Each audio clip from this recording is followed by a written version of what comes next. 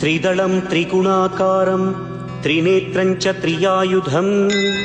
त्रिजन्म पापसंहारम् एकबिल्वं शिवार्पणम् त्रिशाखैः बिल्वपत्रैश्च अच्छिद्रैः कोमलैः शुभैः तव पूजां करिष्यामि एकबिल्वं शिवार्पणम् कोटिकन्या महादानं तिलपर्वतकोटयः काञ्चनं शैलदानेन एकबिल्वं शिवार्पणम् काशीक्षेत्रनिवासं च कालभैरवदर्शनं प्रयागे माधवं दृष्ट्वा एकबिल्वं शिवार्पणम् इन्दुवारे व्रतं स्थित्वा